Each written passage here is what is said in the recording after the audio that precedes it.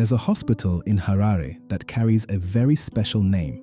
You might know it as Harare Hospital, but since 2018, it has officially been called the Sally Mugabe Central Hospital. And if you stop to ask the people of Zimbabwe why it was renamed, many of them will pause, smile, and say something like, "Because she deserved it." This is the story of Sally Hayfron, a woman born thousands of miles away on the coast of West Africa, who crossed oceans, survived prison, endured exile, buried a child, and still managed to become one of the most beloved figures in Zimbabwean history.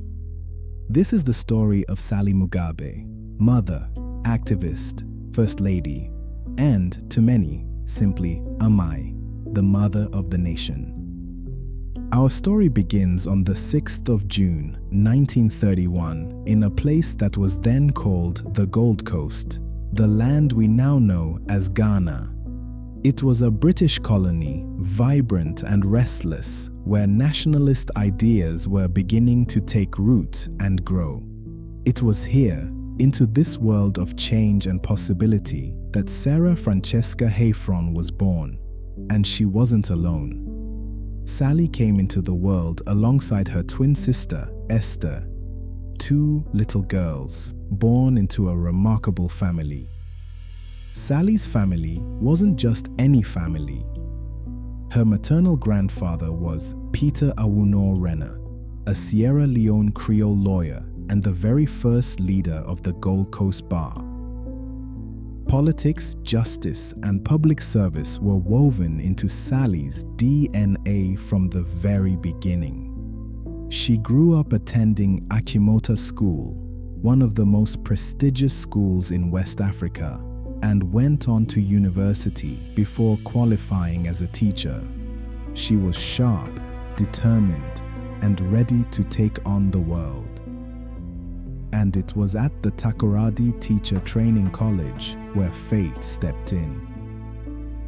Because it was there, among classrooms and chalk dust and the hum of learning, that Sally Hayfron met a young man named Robert Gabriel Mugabe. He was a teacher too, ambitious, passionate, and clearly quite taken with her. Their romance blossomed in the Gold Coast, and when Robert decided to return to southern Rhodesia to pursue his political dreams, Sally went with him. On a spring day in April 1961, in the city of Salisbury, what we now call Harare, they were married. A new chapter had begun. Now, you might think that moving to southern Rhodesia in the early 1960s as an African woman, educated, outspoken, and married to a political firebrand might have encouraged Sally to keep a low profile.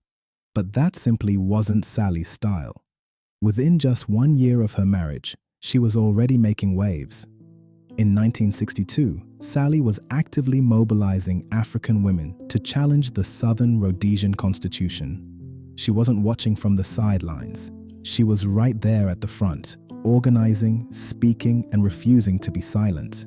The colonial authorities took notice. She was charged with sedition, a serious charge, and sentenced to 5 years imprisonment.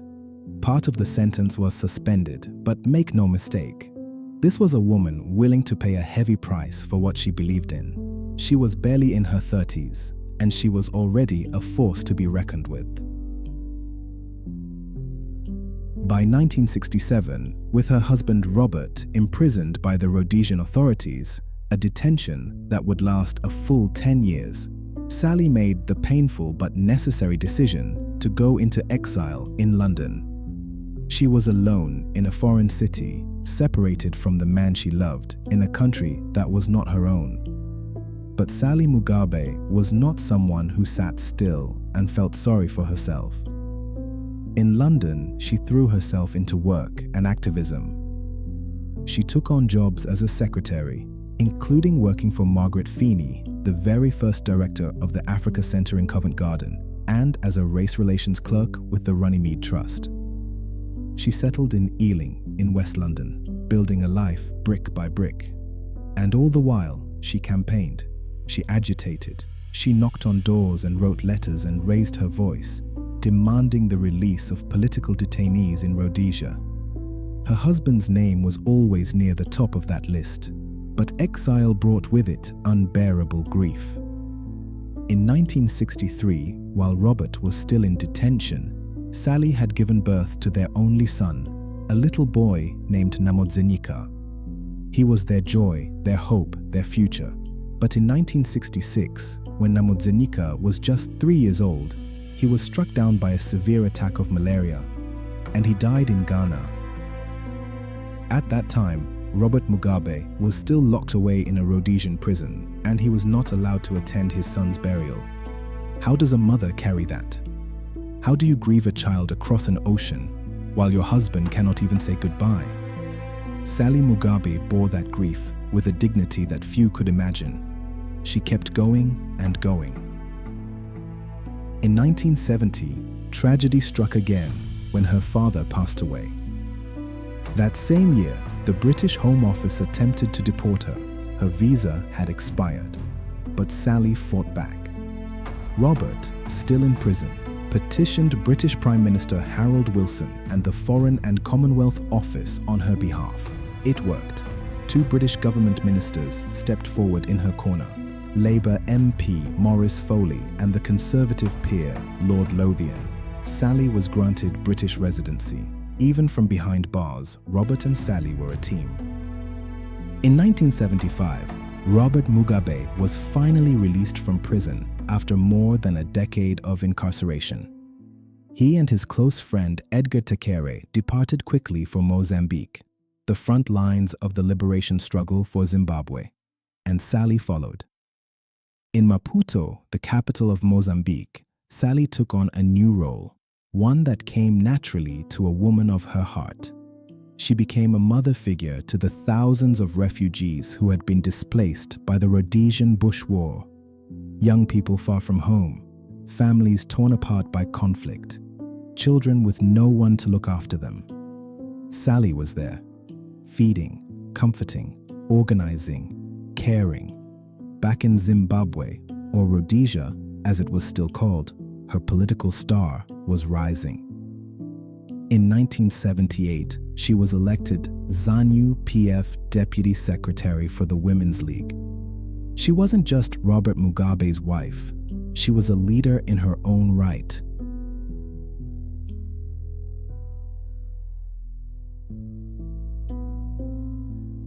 April 18th, 1980, Independence Day. Zimbabwe was born, and Robert Gabriel Mugabe became the country's first black prime minister. Sally stood beside him, not as a shadow, but as a partner. The transition to First Lady required Sally to move quickly into a new, very public national role, and she embraced it, but always on her own terms. She didn't use her position for glamour or personal gain. She used it to help people. Sally Mugabe founded the Zimbabwe Child Survival Movement, dedicating herself to the well-being of the country's youngest and most vulnerable citizens. She supported war veterans. She ran charity programs for orphans and those living in poverty. She launched the Zimbabwe Women's Cooperative in the UK in 1986 and championed Akina Mama wa Africa, a London-based organization focused on development and women's issues across Africa and the United Kingdom. In 1987, when Robert became Zimbabwe's second president, Sally officially became First Lady, and 2 years later, at the Party Congress of 1989, she was elected Secretary General of the ZANU-PF Women's League. But for the ordinary people of Zimbabwe, her titles mattered less than who she was. They called her Amai, Mother. People who knew her or simply watched her from afar would describe her the same way: humble, kind, disciplined, and genuinely present. Many believe that Sally acted as a moderating force on her husband's leadership, that her warmth and moral compass helped keep things balanced. She was seen as kind, humble, and disciplined, people would say, very different from the political elites that would follow. But even as Sally was beloved across the country, a painful chapter was unfolding behind closed doors. In the late 1980s, while Sally was still alive and still serving as First Lady, Robert Mugabe began a relationship with a young woman named Grace Marufu, who worked as a secretary in the president's office. The news shocked many people. Mugabe had built his public image on strict moral standards. And yet, Grace became pregnant in 1988, while Sally was seriously ill. Political insiders were uncomfortable, but no one challenged Mugabe publicly. Power, as it often does, created silence. Sally was suffering from severe kidney failure by the early 1990s. Some who were close to the situation have speculated over the years about the emotional toll the affair may have taken on her. However, it's important to say clearly there has never been any proof of foul play. Officially, Sally Mugabe died of kidney disease. Mugabe himself, years later, attempted to justify his choices, saying that even as Sally went through her final days, he felt pressure to father children for his mother's sake. Ambuya Bona. Robert Mugabe's justification that many found hollow and hurtful. Whatever the private pain Sally endured in those final years, she carried it with the same quiet dignity she had carried everything else. On the 27th of January, 1992, Sally Mugabe passed away. She was 60 years old. The entire nation mourned. She was laid to rest at the National Heroes Acre in Harare, Zimbabwe's most sacred burial ground, reserved for those who gave the most to their country. And rightfully, it was exactly where she belonged. In 2002, to mark the 10-year anniversary of her passing, Zimbabwe honored her memory with a special set of 5 postage stamps, each one bearing her face. It was a small but meaningful gesture from a country that had not forgotten. And the country has not forgotten. Even today, her memory lives on in the hearts of older Zimbabweans, who still speak of her with a reverence that is rare in politics. After Sally's death, Robert Mugabe married Grace Marufu in 1996. And in the years that followed, Zimbabwe's political landscape shifted in ways that many historians have directly linked to Grace's rise. Grace Mugabe built a powerful network inside ZANU-PF. She became leader of the ZANU-PF Women's League and eventually positioned herself as a potential political successor to her husband. Her growing influence created deep factional battles inside the ruling party, tensions that would eventually contribute to the dramatic events of 2017. Many Zimbabweans still compare the two first ladies, not out of cruelty, but out of a genuine sense of loss. Sally is remembered as humble, focused on charity, and respected across the country.